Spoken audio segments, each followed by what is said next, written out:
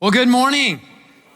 It is great to have all of you here that are joining us online and everyone that's here present in the room. And kind of as Andy was talking about, I'm excited here because as we come to the end of this ministry season, we get to kind of celebrate this ministry theme that we've been a part of, Love Like You Are Loved.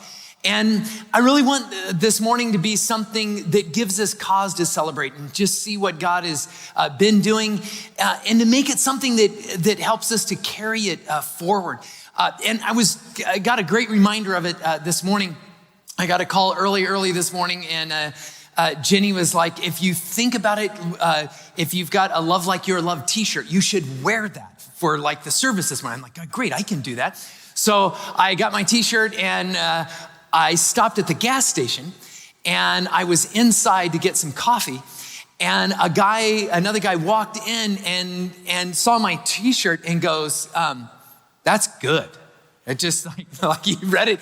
And it was kind of that thing of like, we need more of that in the world, right? It's that thing of just like, and you think about like, we've been through a little something, haven't we, right? And it would be easy to have this felt thing like, the thing we ran out of was like having enough love, like tensions got, heated and so much division in our country and communities and even in churches and families and everything. And it's just like, yeah, love like you're loved. Like the world needs more of that, like that. We need that because it feels like we've kind of run out of that in this world and time. And so I think about that and just how important that is. And the other thought that I just had with that in that moment was just how beautiful this church has been. What I mean by that is how you have lived this theme out in an amazing, fantastic way that our community and our neighborhoods and our city and our world needs in this. And there was something that really kind of just amplified the leadership that we kind of all realized in this moment, that at first it was kind of a daunting moment. So we've been doing these surveys kind of throughout as we're trying to navigate all the COVID protocols and figure out things with social distancing and masks and cleanings and the number of people in rooms. Just like every church, every organization, has to go through and you figure it out. And we're very deliberate about trying to include you all in that process of making those decisions and stuff. And here recently, as you could feel things changing, and trying to figure out like, okay, how fast do we move on this? So we did this survey, and kind of what you expect on a survey, what you're looking for is that bell curve, right? That bell curve of where are the most people kind of at that good, comfortable place that you feel like you could move to. And all along, we've taken deep considerations about like what the CDC has said and everything. And so we were kind of hoping we'll kind of see that bell curve and we'll kind of see if we can move things forward or not. And then we got the survey results back, and it wasn't a bell curve. It was more like a camel with two humps. They were far apart. And we're like, and at first we're in the meeting, it's just like, oh, like we're just hoping for like, we kind of all be in the same place. And then we just, the protocols could just all follow that. And then in the disappointment, we started thinking through what we have been saying and encouraging all of us as a church to do. And that was not trying to get us all at the same place. It's been about, we want to be the kind of church where you can love and make space for the person who's different than you. Where we would be the kind of church that if you have strong feelings and beliefs about like masks and feel more comfortable with that you could have grace and make room for someone that just says, I don't feel the need for it and it bothers me. And if you're the person that's just like, why are we making such a big deal out of masks? And you just, and you get easily aggravated by all the masks and everything, that you would pause and find grace and empathy for someone that was wearing a mask. And all of a sudden we realized, like you all as a church have just lived that out. Like we could be a church where we are very different about our thoughts and opinions about masks, but you wouldn't know it by the way you have treated each other and interacted with each other, and realize like you have lived love out in a way that is really beautiful. And as a senior pastor, I felt so proud of you all and just to be a part of this church and to be just a part of this community. And I really, really mean that. And walked away from that and said, well, the protocol thing is going to be kind of weird and tough, but I'm sure happy about it. It's that thing because love matters more, right? Because that's the heart of Christ in all of this. And so I think about that, and I want you to realize this, is our ministry theme ends, are the idea of love like you're loved. It doesn't end, right? That is a part of who we are. That you see that flow out of the teachings of Jesus. And so we will move on to other themes and other ministry years, but this whole idea of love like you're loved is something that we want that to stay in our DNA and in our heart and how we live. And so this morning, as we kind of just celebrate this past ministry year, I want us to think about keeping that theme moving forward in our hearts and minds. And I want to do that by looking at a passage found in Matthew chapter 14. Matthew chapter 14. And I want to kind of take a different take on this because something unfolds here of how Jesus loves on a huge group of people in a very practical way.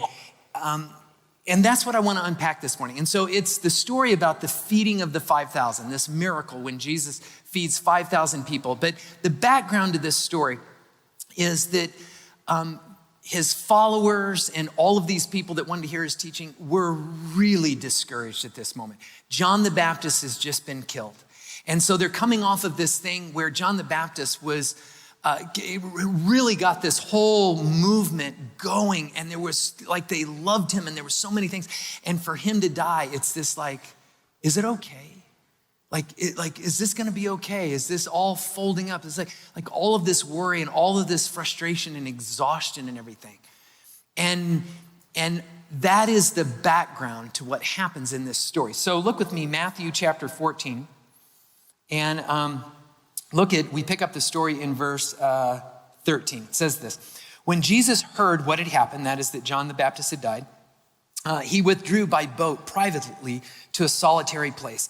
Hearing of this, the crowds followed him on foot from the town. So they're not doing well. And so they're literally, you've got crowds of people kind of traveling the shoreline of the lake, trying to figure out where Jesus might land because they're just worn out and they're feeling in need and they're scared. It goes on, verse 14. When Jesus landed and saw a large crowd, I love this, he had compassion on them and he healed their sick. As evening approached, the disciples came to him and said, "This is a remote place and it's already getting late. Send the crowds away so that they can get to the villages and buy themselves some food." Jesus replied, "They do not need to go away. You give them something to eat." And here's how they respond. We have here only 5 loaves of bread and 2 fish, they answered. Now, I want you to think about the complexities that the disciples are under, right? It's actually a lot more than 5,000. We learned from the end of this story that what they had counted were the men in the crowd. And so there were a lot of other people in this, and it's 5,000 people. It's not like there was a Chick-fil-A around the corner and just said, line up and just, get your lunch and come back here and we'll continue. That wasn't an option. And this happened kind of on the spur of the moment. John the Baptist dies and there's just this collective mourning and fear and they just follow. And the next thing you know, here they all are. And so it's not like anyone prepared for this thing. And you can see the disciples. It's like, okay, Jesus, 5,000. How do you feed 5,000 people, right? That's the question swirling around in their mind. How do you do this? It's overwhelming. And you think about the mission of the church. You think about the heart of what we're to live out, right? Which is love. And you think about this idea of bread being a metaphor for love here. And it's like, how do you love a whole community? How do you love a whole city? How do you love the whole world, right? Like that, it's just like, oh my gosh, and you see all the tensions and all the things that, how do you do that? Well, maybe in some ways, the way you go about loving the whole world is the same as you go about feeding 5,000 people. Like maybe there's a similarity to all of this in here. Look at what happens. Look back at verse 17, right? And this is where the disciples respond. Then I want to look at 18. It says, we have here only 5 loaves of bread and 2 fish, they answered. Like there's not enough. There's not enough. Just like someone would think, there's not enough love in the world right now to take care of everything that needs to be taken care of. But I love how Jesus responds, verse 18, right? Bring them here to me, he said. You got 5 loaves of bread and 2 fish, bring them to me, bring them to me. And probably the idea here is the 2 fish, this was probably like a fish paste that they would just like spread on and I know you're going, oh yeah, and we have peanut butter. It's way better than fish paste, okay? But that's all they had back then, right? Is just some fish paste. And Jesus is just like, bring it here. Like bring that to me right now. And here's the lesson. You're gonna feed 5,000 people. Here's where you start. You bring what you have. And you know what? That's the lesson for us too. When it comes to loving our community, when it comes to loving our city, loving our country, loving our world, it starts with this. Bring what you have. Bring what you have. I love too in this story, we find this out in the Gospel of John. This story is in all the Gospels. In the Gospel of John, we know who brought the bread and the fish. It was this little boy. This little boy is the only one that apparently his mom packed him a lunch before he left. But in this culture, kids were way low on the totem pole of value, right? They couldn't work, they couldn't contribute yet. It's just like, when you get old enough to work in the field, when you old enough to actually help the family survive, like, and yet in this story, I love this. It's the little kid that would have been so unnoticed, that would have been overlooked. And he's the one, and he just brings the little bit that he has. And that's enough. And part of this is, if in Jesus's economy of things, if he can use the little bit that a little kid brings, then that means anybody can bring their little bit and it's enough. And maybe, when you think about this, maybe the little bit that you have, it's bringing a little bit of encouragement to your office, to your world, to the people around you. Maybe it's just a smile, right? Maybe it's just having patience for an extra 10 or 15 seconds in the checkout line, or letting someone pull out of a parking space. It's just like, it may just feel like a little bit, but maybe it matters. You know what? Maybe it's even a little bit that's just a homemade card from a child.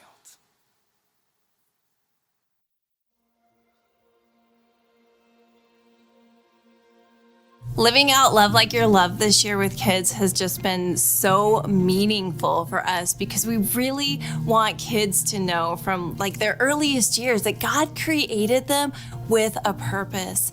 And as image bearers of God, they get to be people who shine his light and give his love to others. So this year, as we've lived out Love Like You're Loved, we've had so many amazing opportunities for kids to understand that as they've gotten to live that out in their community and in their circles. And it's been really beautiful. Each month, we look for opportunities to live out Love Like You're Loved with our kids, preschool and elementary age. One month, the Bible story focus was about love, love each other as I have loved you. And so we process as a team of what is the way that we could live out Love Like You're Loved this month? And we had some relational connections to care facility here in town. And we thought this would be such a great idea for our kids to write cards to people who are living in care facilities. Because at the time, lockdown was happening and these loved ones weren't able to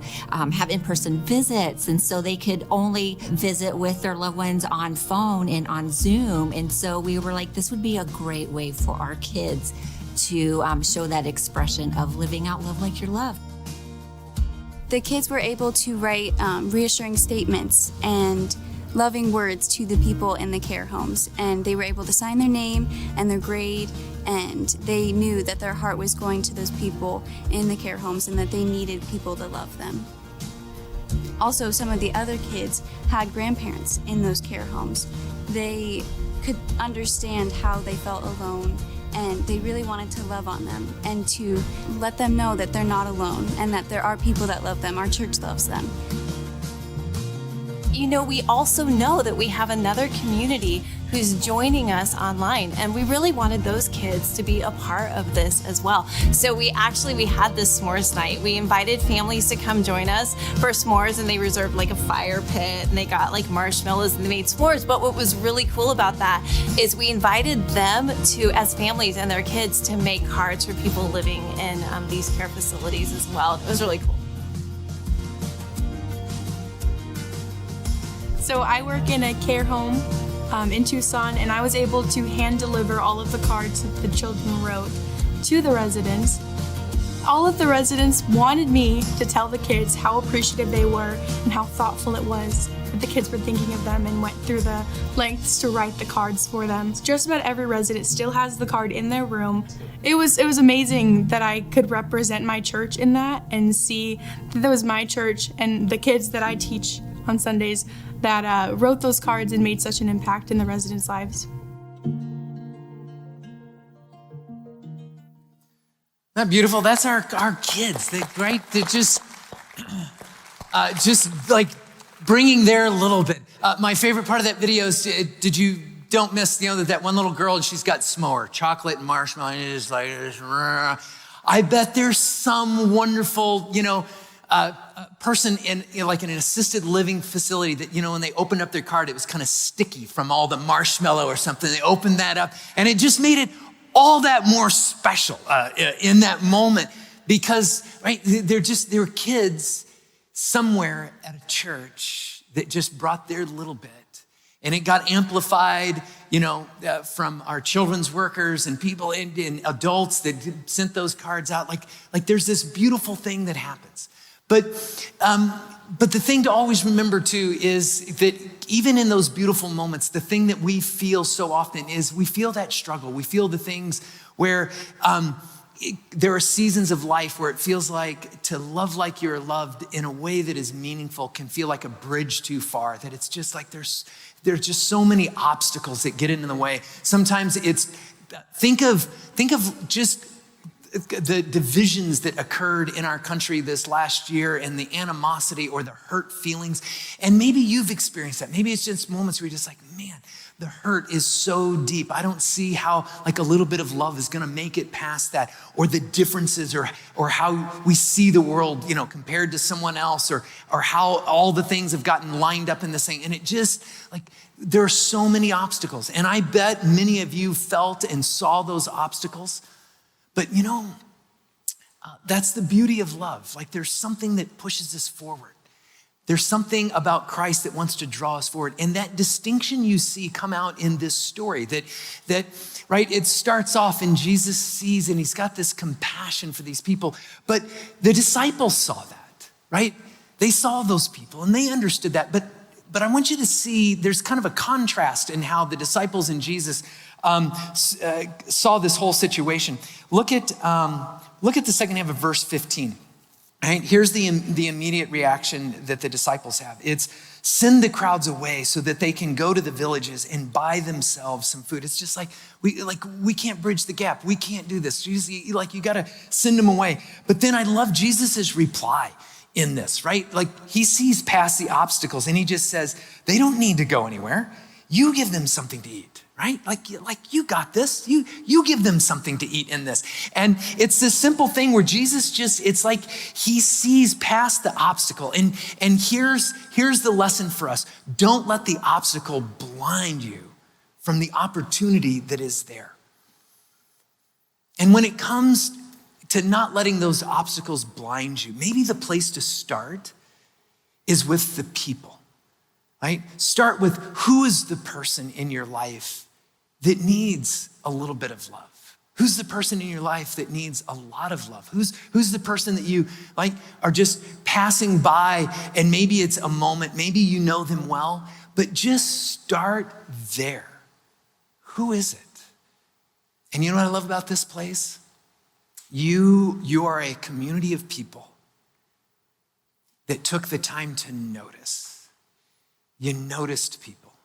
I think about our students. You know, our students, there's a lot that they've lost in this. Things that every generation before them got to experience around graduations and proms and dances and stuff. You know, and coming into even this time right now, you know, proms, you know, there's this damper on a prom. You know, it used to be, you know, you'd go to the prom and it was, remember the old 6-inch rule? It's just like, okay, you know, when you go to dance, everyone's got to be 6 inches apart. Well, now it's like 6 feet apart. It's just like, well, that just kind of makes it rough, right? Kind of takes a little something. Wear a mask and stand 6 feet apart when you dance, right? It's just, it lacks a little something, right? And you think about like what they were going without. And even as you talked with young people and students, you could feel the disappointment and them kind of preparing for it, like lowering their expectations so low, like just to make sure they wouldn't get disappointed in this.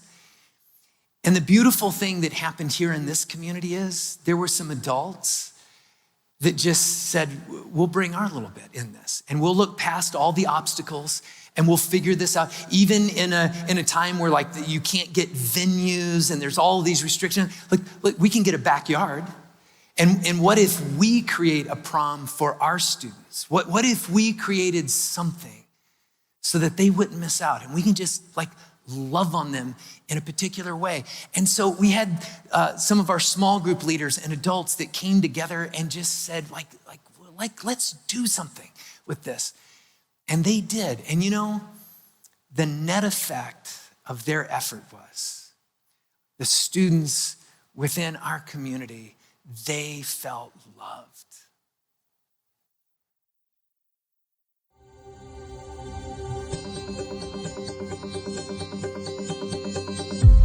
My name's Josh Parrish. I'm one of the youth group leaders for the high school groups. I have a group of senior boys I've been helping lead for the last couple of years. So my name is Gwen Chandler, and I am a youth group leader for high school. And tonight we're doing prom. It was on my heart last year when COVID was in full force. And I had 3 graduating seniors of my own. And prom was canceled, graduation not like it was. I mean, everything just kind of fell apart. So I asked Stacy, hey, can we try this again? Because now we've been meeting all year. I will help do whatever we can, and let's see if we can make it work. So, and here we are. We're here. Love like you're loved. It's the golden rule, right? And for tonight with the kids, right, we want them to know that they're special, that they're loved, that Cassis has a place for them, is a place for them. We want to be their home. Ultimately, we're loved by God. Done. He loves us. That's it. So now it's our job to love out. And so being able to do something special for them, especially after the rough junior and senior year that they've had, being able to do something special just for them and make a special spot just for them is a great way for us to show that we care about them and that we want them included in the church. Yeah, I mean, it's really just shown like them just like, you know, out of being nice and kind, they throw this on, like it's makes you do really feel loved, and it's easier to just think about it as like, wow, people really do care about me. I know how fast they put it together and how much work and dedication and time that this took. I think it's made my year a lot better, and coming to church and coming to small groups is something to look forward to in the week, and it's a break from the rest of it. Like going to small groups, going to church, it's really helped me out a lot, just to be able to talk and let everything go. So I really appreciate it. I think my hope is more for the future. When they look back, they'll remember my church did this for me, my youth group leaders did this for me. I remember these people that invested in me just because I hope that they can remember that, because then that goal would be for them to learn to love like they've been loved. So I just hope they have a great time tonight.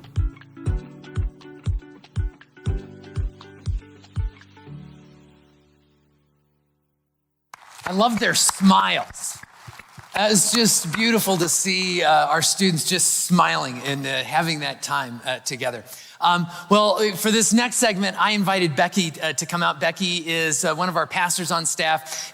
You've been on staff for a long time, but just recently became a pastor that was ordained as a pastor, and just a total joy to work with. And if you don't know, she works with all of our global efforts through CASAS here, and lately now taking on some of the local opportunities that we have to minister and stuff. But the reason that I have her up here is just to kind of talk and share a little bit about really an experience that your parents have had, who live here just a few months of the year. And they are a part of our Sunshine ABF that meets first thing in the morning, and then comes to the first service. And then they go off to this other thing that they're doing right now. And so tell us a little bit about what they're off doing right now. Yeah, so right now, their community is whoever wants to go from their ABF goes to McDonald's. And every Sunday, that's where you can find whoever can come. And they are just being a light in that community. My parents came home after their first day. They've been a part of this community for years.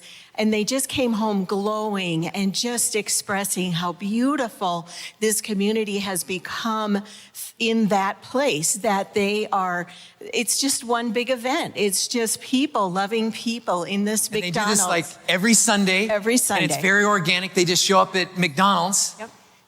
But like they bring all of their energy and everything to this. And it's really become a thing.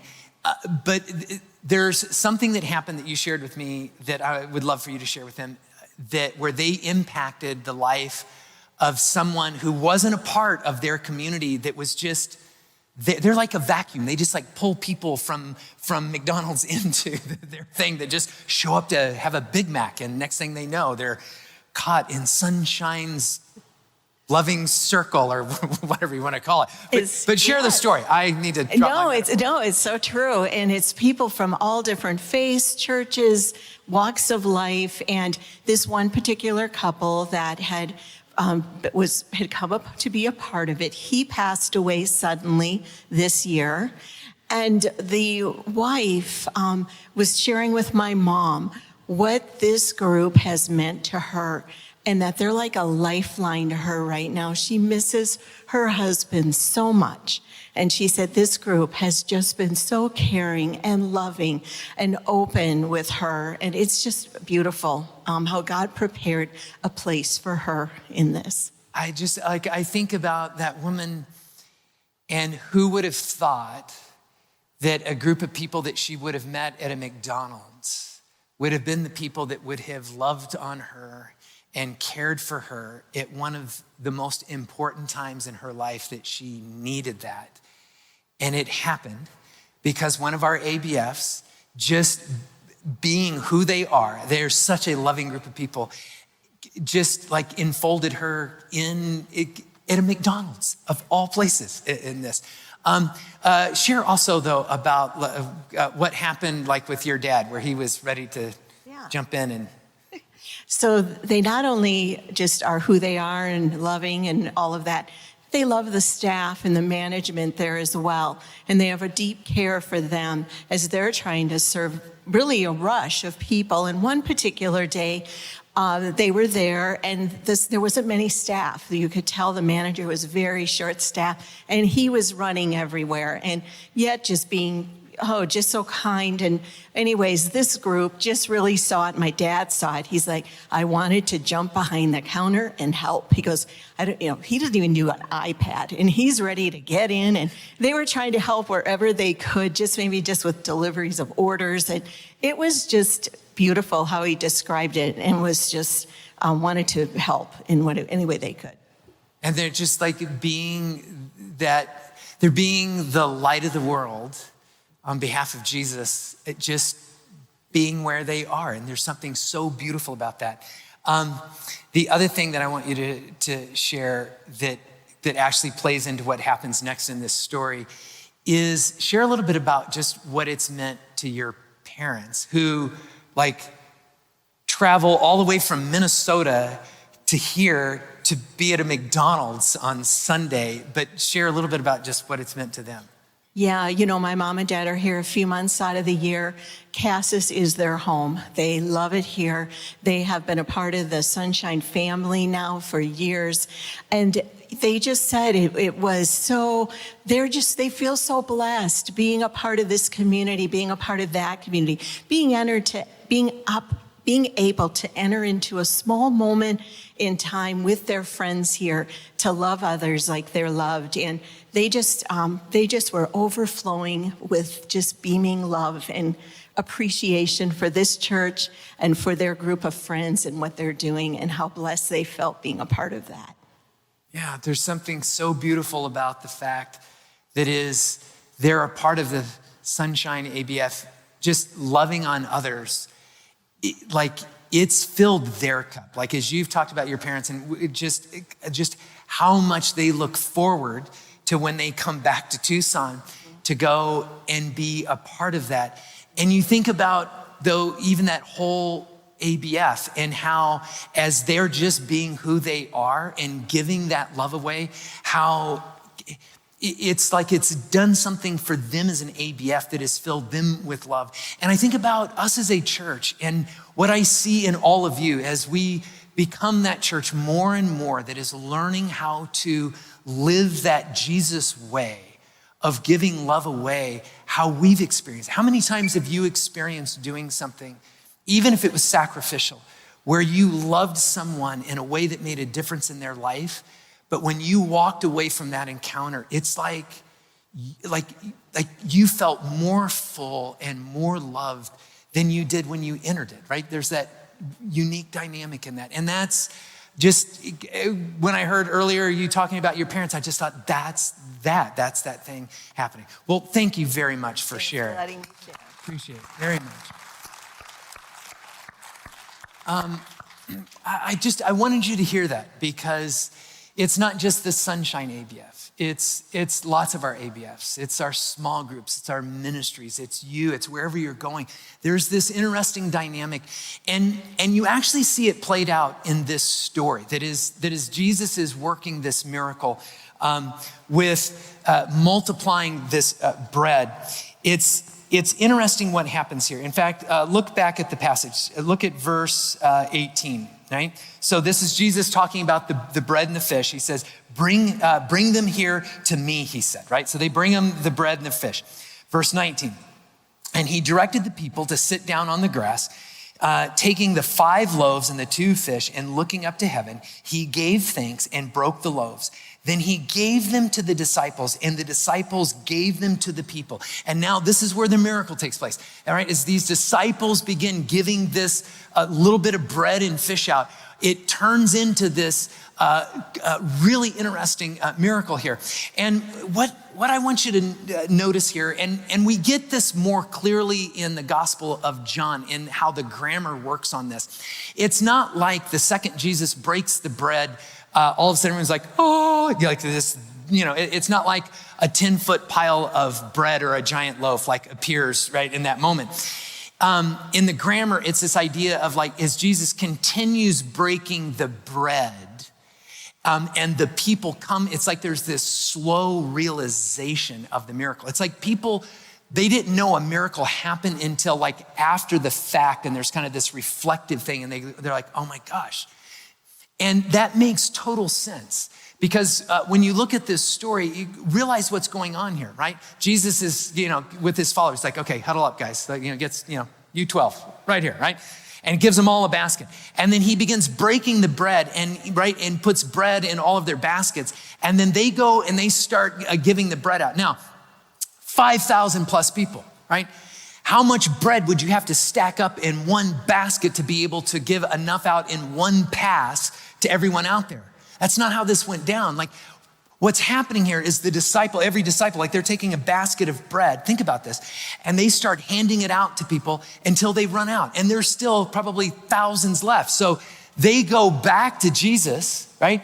And he's continuing to break he's continuing to fill those baskets. They go and they give the bread away until it's gone.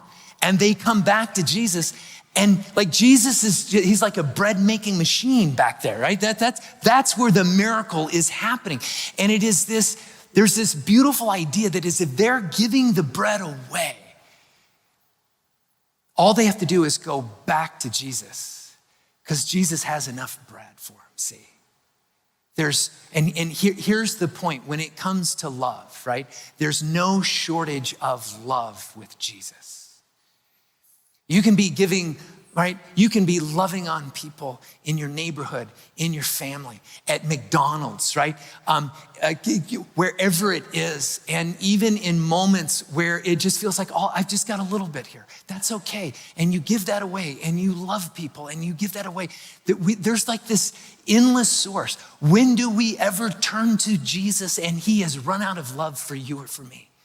And what I love about you all as a community is like you've lived as if that is true.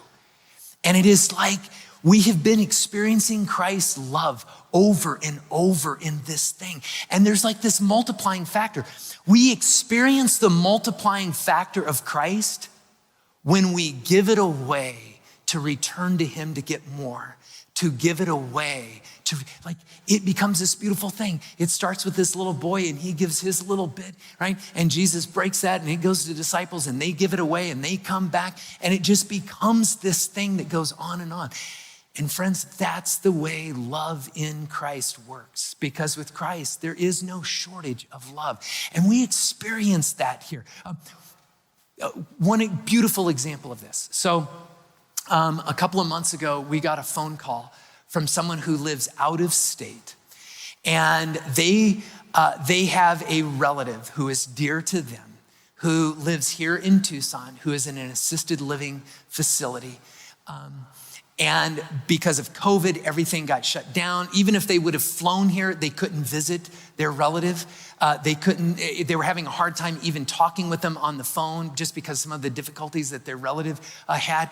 And this person, so deeply worried about their relative, Googled Tucson churches and randomly called us, gets Lois at the front desk and just out of desperation just says, I've got someone, her name's Norma, and she's one of my relatives and I love her to death. And she's in Tucson and I can't talk to her. I don't even know if she's okay. She's probably feeling so alone. And can you do just out of desperation, calling a church randomly. Think about the last time you randomly called a church and it just asked them to just go love on somebody because you didn't know what was happening.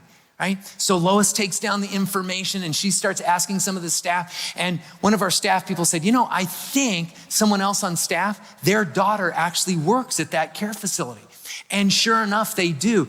And do you remember the first video about our kids making cards? So there was a young girl in there named Isabella on the video. She works at this care facility. And so we finally got the name to her and she goes, oh yeah, Norma? I know Norma. She's one of my besties. Like I'm with her every day. She has one of our kids' cards hanging on her wall. And I just think, who knew that? Like there's like this multiplying factor. And we got to call this woman back in another state and say, you know what? Yeah, we found Norma. And guess what?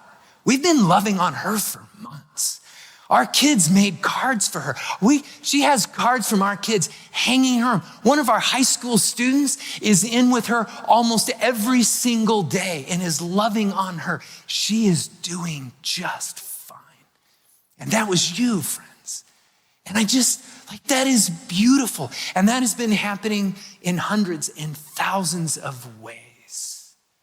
Jesus is the greatest multiplier of love there is. And this morning, right, I want us to celebrate this, right? So our worship team is going to be out here and we're going to celebrate this in these next few moments here. But as we close, I want you to think about this. Jesus is the greatest multiplier of all. And he doesn't just multiply bread, he multiplies love. And the way he loves to multiply love is through you and through me, and he has done that. And that is worth celebrating, friends.